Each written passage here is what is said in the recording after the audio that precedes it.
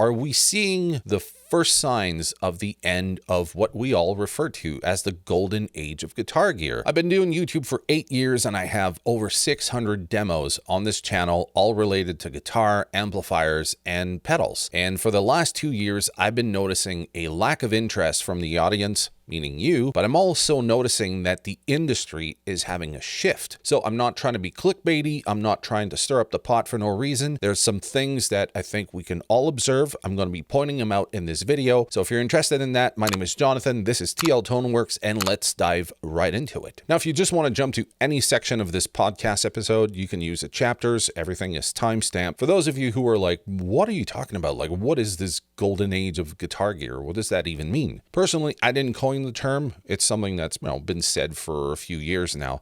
The first time I took notice was with Rhett Shull. I think he had done an entire episode on how we are in the golden age of gear, meaning that right now you could go out and buy a guitar pedal for like maybe $30 and it would sound good. It wouldn't sound like a $30 pedal. It would be something you could gig with. Now, the long-term reliability of those pedals, I really can't say. Actually, I haven't played in years with a band, but when I used to, I had some boutique stuff and very few affordable stuff. I think the only affordable brand I used to use back in the day was Dan Electro.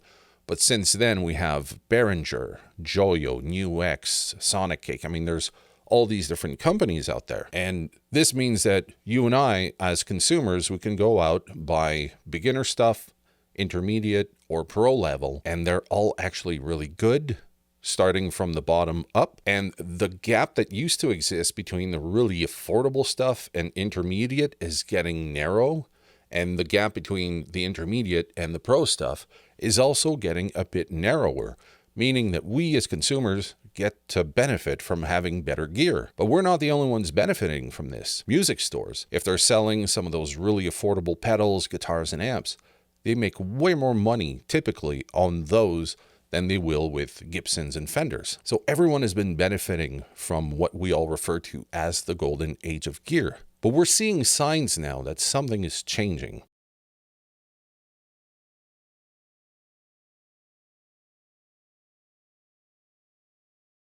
So that's some of the companies, and some of these companies were major players, but there's also brick and mortar stores who just went out of business. We had Sam Ash, who went out of business in 2024. There was GAC in the United Kingdom that went out of business. There was PMT. There was Bax Music in the Netherlands and Belgium. So I lived in Belgium for 4 years, and Bax were very competitive, trying to stay afloat.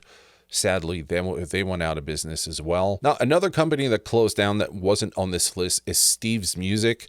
They were big in Montreal for decades. I remember going in there in the mid-90s with $2,000.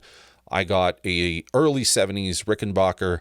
I had a reverb tank, a Fender reverb tank from, I think was like the mid 60s, somewhere around there, or early 60s. I had a whole lot of gear that I went in there and purchased. If I can, I'm going to try to retrieve a picture that I have here of the gear I bought at Steve's Music for $2,000. This was a shit ton of money back in the early 90s, but I could afford it. And that gear today, some of those articles in that collection are worth more than what I paid for the whole lot.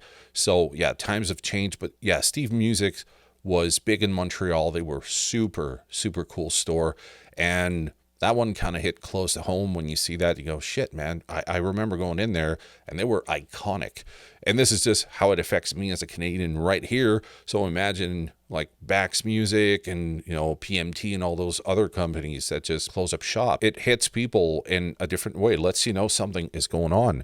But that's just the brick and mortar shop and some of the gear related companies.